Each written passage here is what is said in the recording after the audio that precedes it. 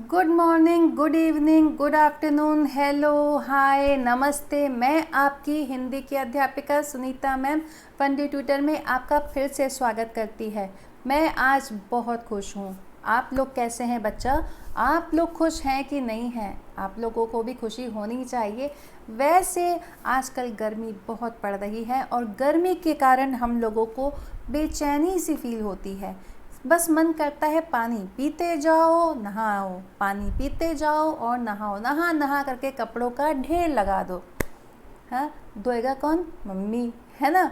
चलो खैर, ये तो मैं मजाक कर रही हूँ, लेकिन सोचो जब गर्मियाँ में हम लोग इतना त्रस्त हो जाते हैं, इतना हम परेशान हो जाते हैं, तो उसके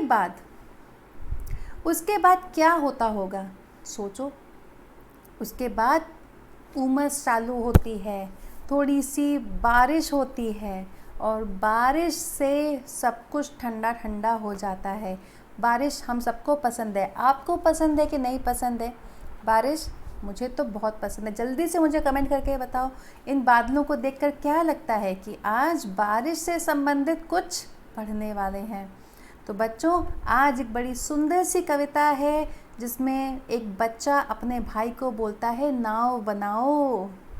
जब क्योंकि बारिश हो रही है, पहले के टाइम, आजकल तो लोग फ्लैट्स में रहते हैं, जो लोग आज भी बंगलों में रहते हैं, घर में रहते हैं, मतलब घर में तो फ्लैट जो है वो भी घर ही है, लेकिन जिनके अपने बंगले हैं, अपना मकान है, वहाँ पर आज भी बारिश पड़ने पर नालियाँ जाम हो जाती हैं, पानी भर जाता है। ऐसा लगता है कि जैसे नदी घर में ही आ गई है। उस स्थिति में हम सब बच्चों का मन करता है कि हम एक नाव बनाएं और उस पानी में तैराएं, लहराएं उस नाव को। तो बच्चों, ये हम पता नहीं आज आप लोग करते कि नहीं करते, लेकिन मैंने अपने बचपन में ये सब कुछ किया हुआ है और बहुत ही अच्छा लगता था। तो बच्चों, ये जो कविता है, इसमें एक छोटा भाई अपने बड़े भाई से कहता है कि भैया नाव बनाओ। ठीक है, वो कहता है कि तुम रंग बिरंगे कागज़ लेकर के आओ, नाव बनाओ, आलस छोड़ो। अब क्योंकि बच्चा है, बच्चा ज़िद कर रहा है, ठीक है ना, छोटा बच्चा है, ज़िद कर रहा है, उसको नहीं पता कि वो अगर बारिश में कागज़ लेने जाएगा तो कागज़ भीग जाएंगे, है ना। चलो जल्दी से हम लोग इसके बारे में पढ़ना शुरू करते। सबसे पहले कवि का परिचय है, जिनका नाम है हरिकृष्ण गुप्त। अच्छा लग रहा है ना पानी पानी देख करके? मुझे भी पानी पानी देख करके बहुत अच्छा लग रहा है, क्योंकि गर्मी में मैं ऐसा लग रहा है कि मैं मेल्ट हो जाऊंगी गर्मी में, या जल जाऊंगी। आपको भी ऐसा लग रहा है क्या? चलो अब पाठ पढ़ना शुरू करते हैं, ठीक है। मेरे साथ साथ आप लोग भी पढ़िए, जल्दी जल्दी नहीं, आराम आराम से, बड़े प्यार से, ठीक है। नाव बनाओ, नाव बनाओ, भैया मेरे जल्दी आओ। अब देखो, छोटा भाई अपने भाई से क्या बोल रहा है? भैया मेरे जल्दी आओ, बारिश हो रही है, नाव बनाओ मेरे लिए। वह देखो पानी आया है, पानी मतलब बारिश आई है, ठीक है। घिर घिर कर बादल छाया है। आप देखिए कि कैसे बादल घिर आए हैं, बादल कैसे छा गए हैं पूरे आसमान में। 7 समंदर भर लाया है। अब ये इतना पानी लेकर के आया है बादल, इसके अंदर 7 समुद्रों जितना पानी है। ये 7 समुद्रों का पानी भर कर लाया है। तुम रस का सागर भर लाओ। तो अब यहाँ पर भाई से वो बोल रहा है कि तुम रस का सागर भर कर लाओ। अब इसका मतलब ये हुआ कि जो इतने आलस में पड़े हुए हैं भैया, जो तुम इतने आलस में पड़े हुए हो, थोड़ा उमंग लाओ, थोड़ा एक्साइटमेंट लाओ। वही बोल रहा है कि रस का सागर यानी कि एक्साइटमेंट का सागर भर लाओ, भैया मेरे जल्दी आओ। पानी सचमुच खूब पड़ेगा, यानी कि बारिश खूब पड़ेगी, लंबी चौड़ी गली भरेगी। तो लंबी चौड़ी छोटी बड़ी जितनी भी गलियां हैं वो सब पानी से भर जाएंगी। लाकर घर में नदी घरेगा, कि जो बारिश होगा ना वो घर में नदी कर देगा। ऐसे में तुम भी लहराओ, ऐसे में तुम क्यों सुस्त पड़े हो? तुम भी थोड़ा झूमो, लहराओ, खुश हो, एक्टिव हो, भैया मेरे जल्दी आओ। है ना इंटरेस्टिंग सी कविता? आओ इसके बारे में हम लोग व्याख्या समझते हैं क्या है। प्रस्तुत पंक्तियाँ कवि हरिकृष्ण दास गुप्त जी के द्वारा रचित कविता नाव बनाओ से ली गई हैं। इन पंक्तियों के माध्यम से कवि कहना चाहते हैं कि बरसात के मौसम का आगमन हुआ है, धरती पर बारिश होने वाली है। एक बच्चा अपने भैया से नाव बनाने को कह रहा है। आगे बच्चा कहता है कि आकाश में बादल छाए हुए हैं, मानो 7 समंदर का पानी वे भर कर लाए हैं।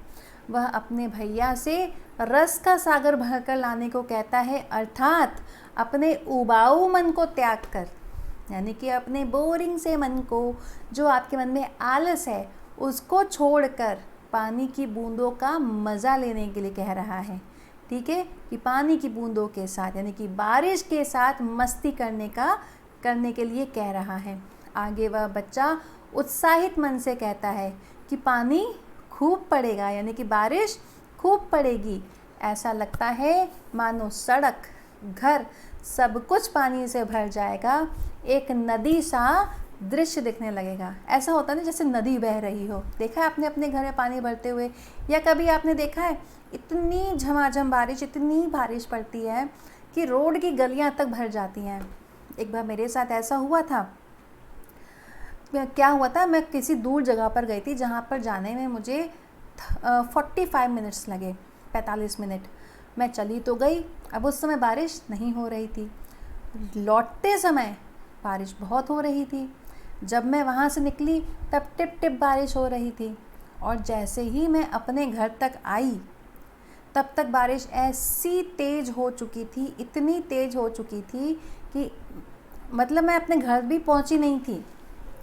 जैसे ही मैं थोड़ा सा आगे बढ़ी तो बारिश धीरे धीरे धीरे करके बहुत तेज़ हो गई, और इतनी तेज़ हो गई कि मैंने पहना रेन कोट। मैं स्कूटी से थी, रेन कोट पहना और रेन कोट पहनकर मैं स्कूटी चला रही हूँ। अब जैसे ही मैं अपने एरिया में आई, वैसे तो मेरा एरिया बहुत ही अच्छा एरिया है, यहाँ पर हर तरह की सुख सुविधाएं हैं, लेकिन क्योंकि बारिश इतनी तेज़ हो रही थी, हर गली भरी हुई थी, हर गली।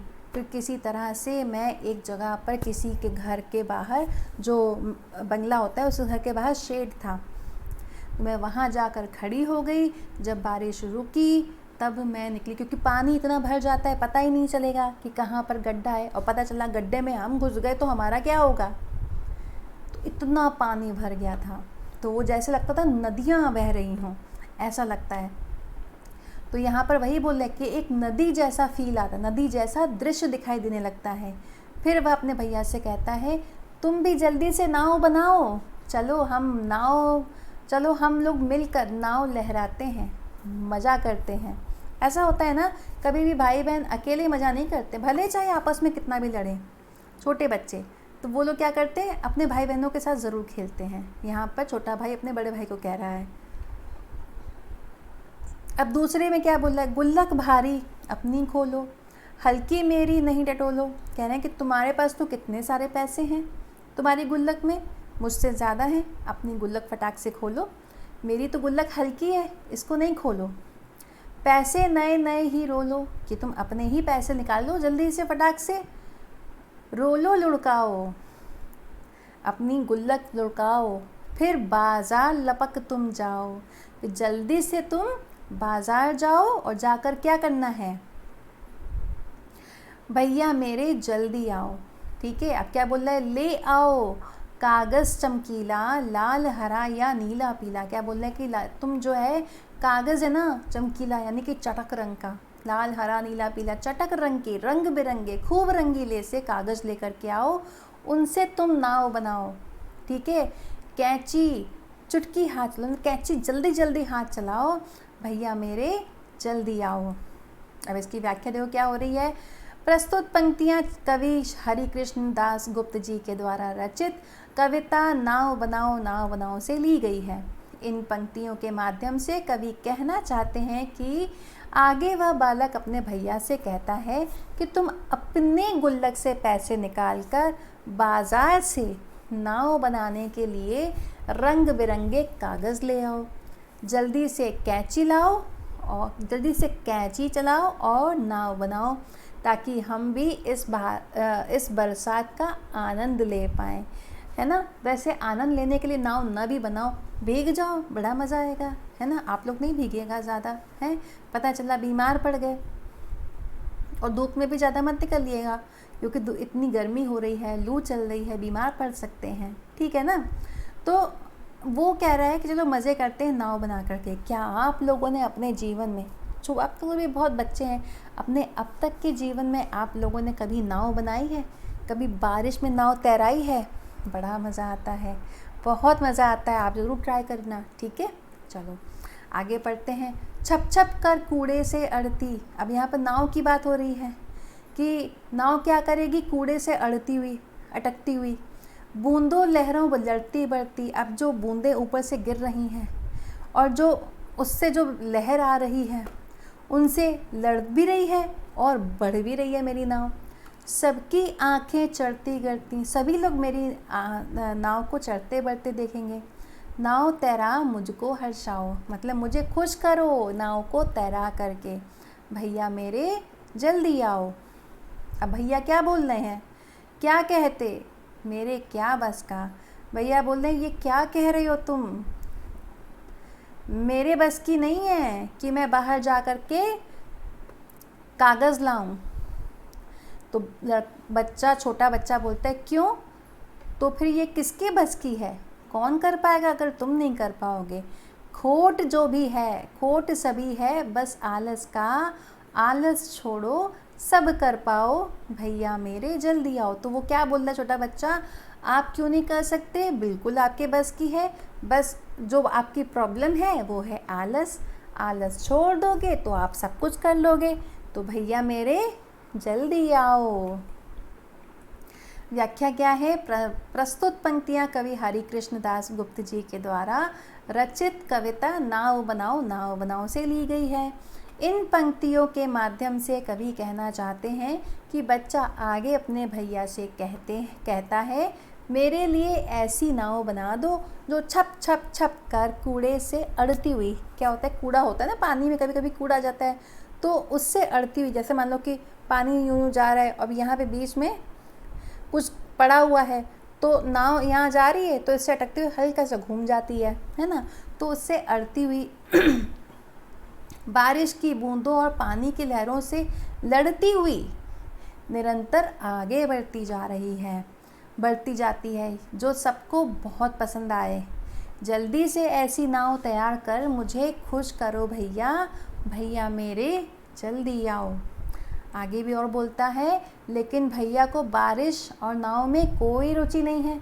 भैया है बोरिंग से, तुम बोलते रहो, हम जाएंगे ही नहीं। तो वह अपने छोटे भाई से बोलता है, यह सब मेरे बस का नहीं है, मैं नहीं करूँगा। ऐसे बोलते ना भैया लोग, अरे मैं नहीं जाऊँगा, मेरे बस का नहीं है। फिर बालक अपने भैया से कहता है, आप ही के बस का है, आलस छोड़ो, जल्दी जाओ भैया मेरे, जल्दी नाव बनाओ, जल्दी आओ, मज़े करें। तो छोटा बच्चा कितना क्यूट है जो अपने बड़े भाई को मना रहा है, और बड़े भैया रूडली, मैं नहीं जाऊँगा। हाँ, बहुत लोग बोलते ना मुझसे नहीं होगा, तो बड़े भैया भी ऐसे ही बोल रहे हैं, लेकिन छोटा भाई क्या बोल रहा है, आलस छोड़ दो, जल्दी जाओ और जाकर के नाव के लिए कागज़ लेकर के आओ। अब पाठ का सारांश समझते हैं। नाव बनाओ पाठ या कविता में कवि हरिकृष्ण दास गुप्त जी के द्वारा बरसात के मौसम का चित्रण किया गया है। ठीक है, बरसात के मौसम का चित्र नहीं बनाया गया है, उसको पिक्चराइज किया गया है। ठीक है, पानी की बूंदें जब आसमान से धरती पर पड़ती हैं तो बच्चों के अंदर जो हर्षोल्लास का भाव होता है, जो खुशी का भाव जागता है, उसे ही बहुत रोचकता के साथ चित्रण किया गया है। इस कविता के अनुसार बरसात के मौसम का आगमन हुआ है। आगमन यानी कि अराइवल, जैसे ट्रेन आती है ना, उसको बोलते हैं अराइवल, वैसे ही बरसात के मौसम का अराइवल हुआ है, आगमन हुआ है। धरती पर बारिश होने वाली है और एक बच्चा अपने भाई से नाव बनाने को कह रहा है। क्या बनाने को बोल रहा है? नाव। और आगे बच्चा क्या कहता है? आकाश में क्या छा गए हैं? कमेंट करके बताइए बच्चों। आपको मैं इसके लिए देती हूँ 5 सेकंड। 5 4 3 2 1। तो वो कह रहा है आकाश में बादल छा गए। और बादल क्या लेकर के आए हैं? मानो क्या भर कर लाए हैं? बादल मानो क्या भर कर लाए हैं, जल्दी से मुझे कमेंट करके बताइए कि बादल क्या भर कर लाए हैं। आपको मैं इसके लिए देती हूँ, इस का आंसर देने के लिए देती हूँ 5 सेकंड। 5 4 3 2 1। मानो 7 समुंदर का पानी लेकर के आए हैं। अब वह अपने भैया से कहता है कि रस का सागर भर कर लाओ, यानी कि अपने मन को, अपने उबाऊ मन को छोड़ो, आलस से बाहर निकलो और चलो पानी में हम लोग मस्ती करते हैं। आगे बच्चा उत्साहित मन से कहता है, एनर्जेटिकली बोलता है, पानी बहुत पड़ेगा, यानी कि बारिश खूब पड़ेगी। ऐसा लगता है मानो सड़क, घर, सब कुछ पानी से भर जाएगा, नदी जैसा दृश्य दिखाई देने लगेगा। इसलिए भैया तुम जल्दी से नाव बनाओ और चलो हम लोग नाव को लहराते हैं। आगे वह बालक अपने भैया से कहता है, तुम अपने गुल्लक से पैसे निकालो। ऐसा वो क्यों कह रहे तुम अपने गुल्लक से पैसा निकालो? आपको मैंने बताया था, कमेंट करके बताओ बच्चों, ऐसा क्यों कहा है कि तुम अपने गुल्लक से पैसा निकालो। आपको इसका उत्तर देने के लिए मिलेंगे 5 सेकंड। 5 4 3 2 1। तो ऐसा वो इसलिए कह रहा है क्योंकि वो कह रहा है क्योंकि भैया का गुल्लक भारी है और उसका गुल्लक हल्का है। तो गुल्लक से पैसे निकाल कर बाज़ार से नाव बनाने के लिए कागज़ लाओ। तो कैसे कागज़ मंगा रहा है बच्चा? कमेंट करके बताओ बच्चों। आपको इसके लिए मैं देती हूँ 5 सेकंड। 5 4 3 2 1। रंग बिरंगे कागज़, ठीक है। तो कहता है जल्दी से कैंची ले आओ, नाव बनाओ, और ताकि हम सब मिलकर के, हम दोनों मिलकर के बरसात का आनंद ले पाएँ। बच्चा आगे और भी कहता है कि ऐसी नाव बना दो जो छप छप करके कूड़े से भले अड़ती हुई, बारिश की बूंदों और पानी की लहरों से लड़ती हुई निरंतर आगे बढ़ती जाती है, जो सबको पसंद आए। जल्दी से ऐसी नाव तैयार करके मुझे खुश कर दो भैया मेरे, प्लीज़ जल्दी आओ, ठीक है। लेकिन भैया क्या करते हैं, भैया क्या बोलते हैं? भाई क्या भैया को इंटरेस्ट है नाव बनाने में? बताओ बच्चों, आप लोग मुझे कमेंट करके बताइए। आपको मैं इसका उत्तर देने के लिए देती हूँ 5 सेकंड। 5 4 3 2 1। लेकिन भैया को बारिश और नाव दोनों में कोई इंटरेस्ट नहीं है, कोई रुचि नहीं है। अब वह अपने छोटे भाई से बोल पड़ता है, यह मेरे बस की नहीं है, मुझसे नहीं होगा।